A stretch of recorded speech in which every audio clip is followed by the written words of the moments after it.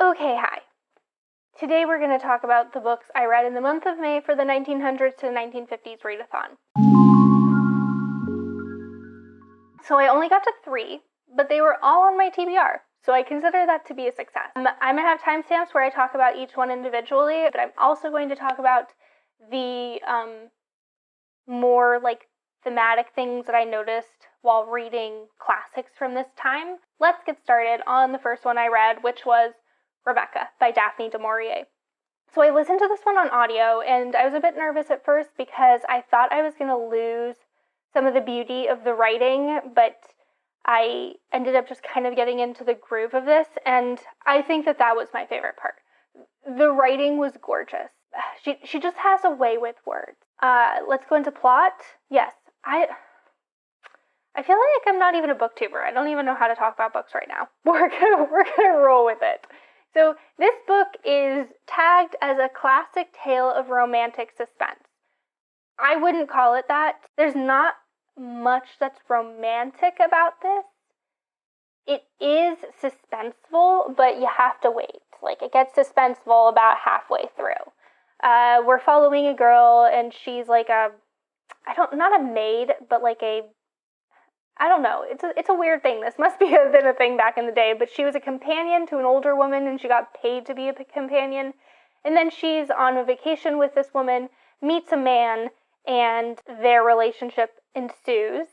They don't know each other very well, but his ex-wife, Rebecca, keeps coming up. Everyone in this book seems to have an obsession with Rebecca, though Rebecca doesn't spend any time on the page because she is dead by the time the book starts. You start to wonder about the backstory of Rebecca. I wasn't ever bored with this. I enjoyed the build-up. I was intrigued to get to know the characters. I thought that the characters themselves were really well formed. Mrs. Danvers, I actually had feelings about her when I was reading this, and I was mad about her, and I was talking about her as if she was a real person, which really just speaks to how fully fledged a lot of these characters were. I didn't find the relationship between your protagonist and her husband to be very well formed. There's something that happens in the middle of the book where you have a twist in the plot, and their relationship changes as a result of that, and I wish that was kind of beefed up a bit more. I felt that was lacking. Another thing, which is just, I think, a me thing, is that your protagonist, the new Mrs. De Winter, lives in a fantasy world in her head for a lot of this. There's so many what ifs that plays out, to the point where it was a bit too much for me.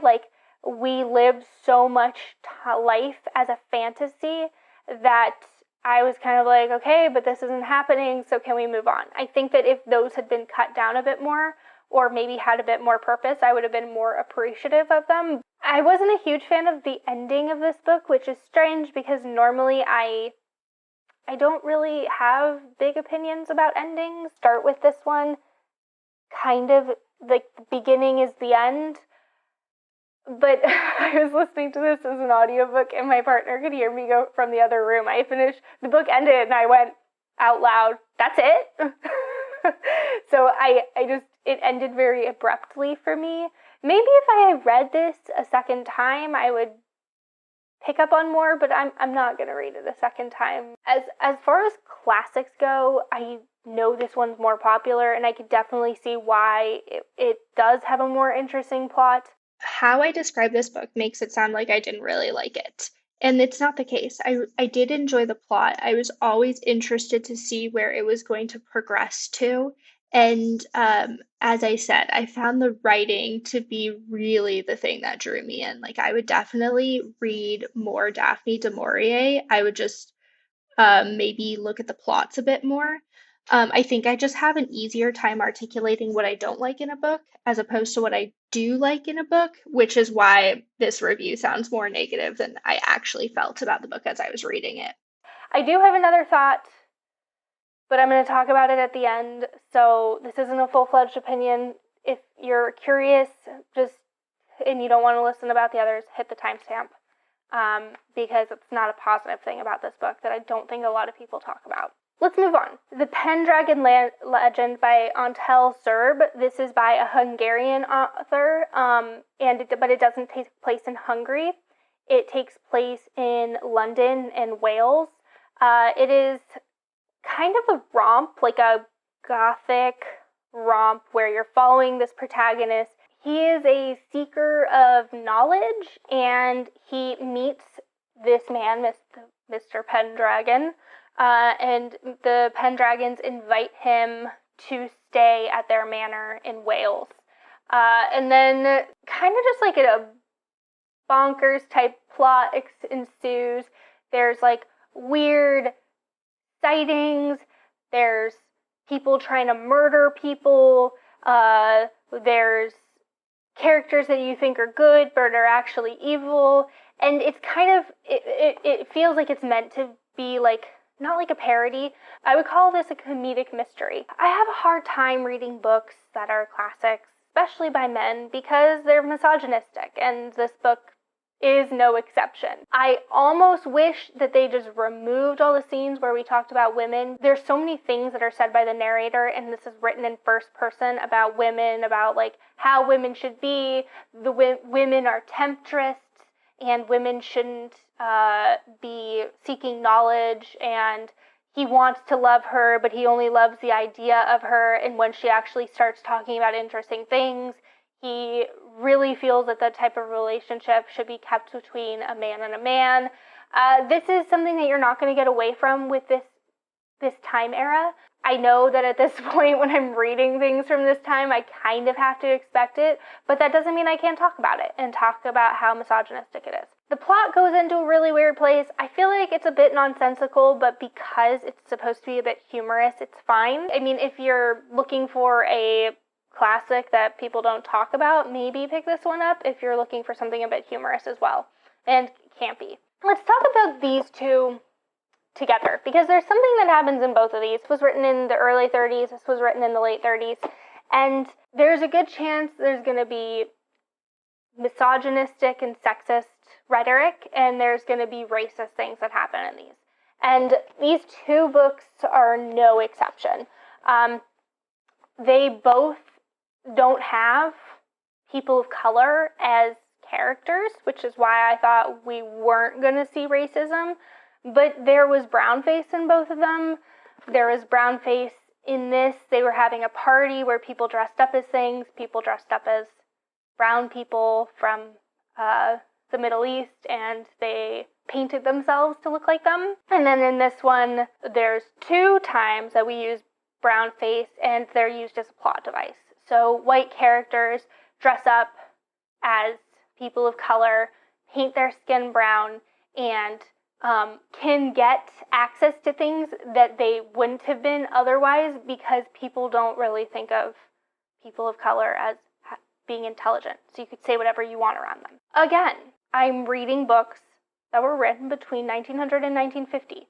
I know it's not going to be the caliber of wokeness that we have nowadays, and I don't really expect it to be, but I still don't think that we can have conversations about these types of books without bringing that sort of thing up. So I just wanted to kind of talk about it. Okay, the third book I read was The Moccasin Maker by E. Pauline Johnson. This one I have on Kindle, so I'm just going to pop it up. If you want to read this one, it is free through the Kindle because it is a book in the public domain. The editing of it, like the page breaks and stuff between short stories, didn't really take all that well, so just keep in mind the formatting's a little messed up, not to the point where it's unreadable. So this is a collection of short stories. E. Pauline Johnson was born to a Mohawk father and a white mother. She grew up in Canadian society. Her Mohawk name is Dageonwaka. She was mainly a poet, but also then in her later life wrote short stories. These were published in 1913. She died, I think, within 5 years of these being published. There's a wide variety of short stories in here. Some of them are just about white folks living and kind of existing in Canada. Some of them are about mixed race folks, people who are part white, part Mohawk, standards around that. Some of them are about interracial relationships between Mohawk people and white people in Canada. Okay, again, refilming what I was trying to say here. There's a foreword to this book that is very demeaning towards the author. It is almost like, well, she's a woman and she's Mohawk, so we can't really expect much from her, so this is what you're getting type thing. I also saw that same sentiment, not to the same degree of overt sexism and racism, in the reviews I read of this book. While it is not the most amazing literature I have ever read, it just speaks to culture then and culture now, that people feel that they can say that, when I have read, and I'm sure they have also read, far worse prose and literature. I think it can be hard to write a short story because you could put in too much detail and too little detail. I thought each story was really rounded out well. I thought some of them were a lot better than others, but that was just a personal preference thing. And I keep feeling like I need to justify the book because of how it has been received and how I see it received online, which is kind of just a frustrating notion in itself. Let's just cut back to my thoughts on the actual book. I think that there's like an expectation of, as like people now, for her to be calling people on their bullshit, which she does in some of them. But there's also an expectation, and I think that this expectation still kind of exists today, where people feel that people of color, BIPOC individuals, queer individuals, any disabled people have to be writing from that perspective, so that like the other gaze, the main gaze, can take something from it.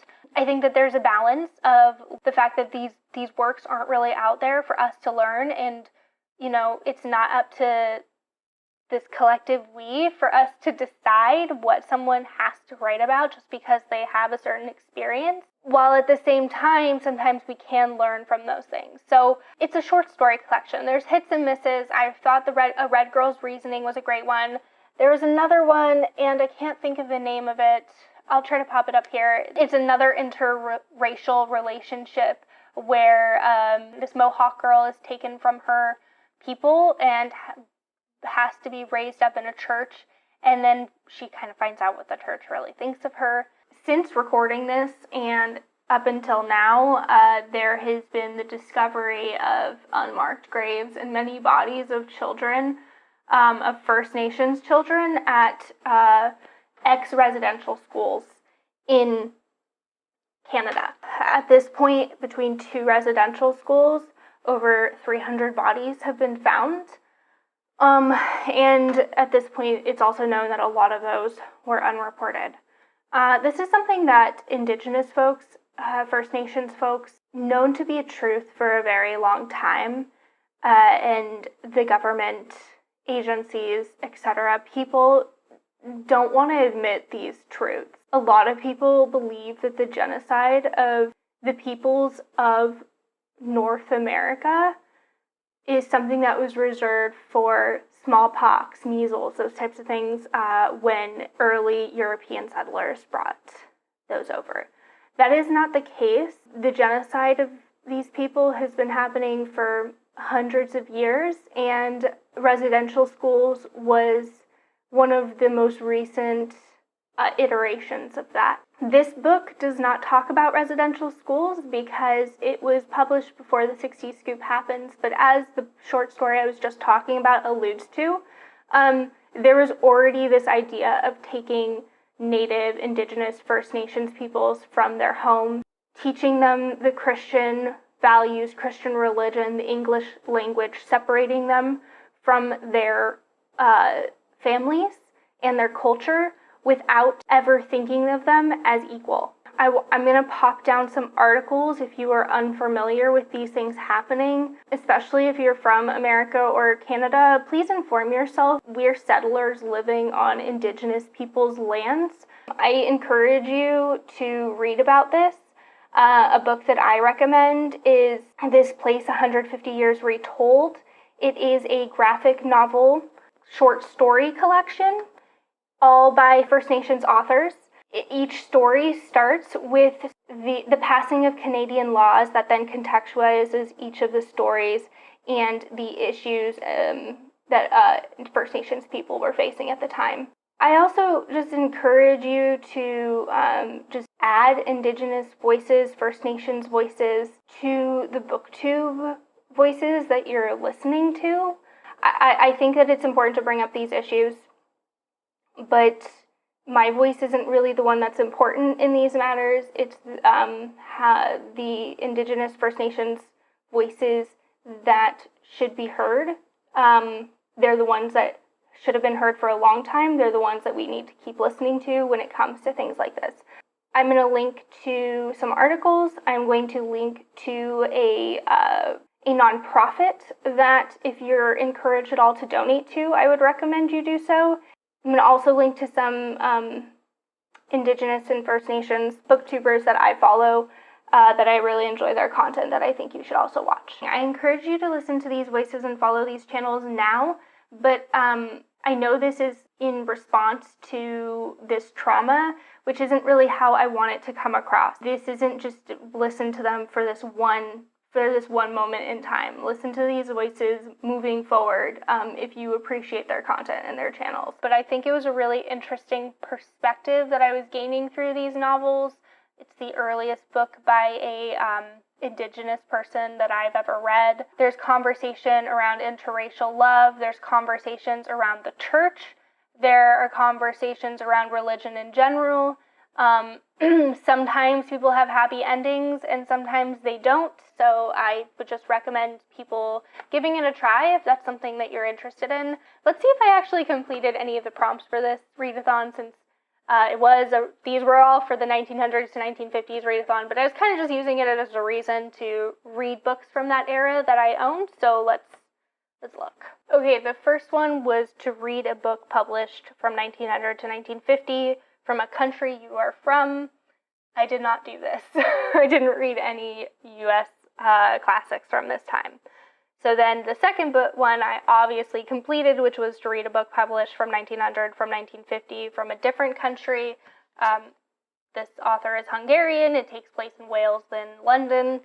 This author is from England. It takes place in the south of France and in England. And the Moccasin maker the author is Canadian, and it mainly takes place in Canada. I think one of the stories takes place a little bit in the United States. Number 3, read a genre classic published in this time.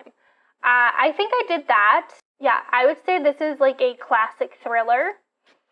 And I would say this is a classic mystery. So I would say 2 of mine worked for that. Number 4, read something published between 1900 and 1950 that isn't a novel. I did that. The Moccasin Maker is a short story collection. Number 5, read a work of literature published from 1900 to 1950 set during or exploring World War I or World War II.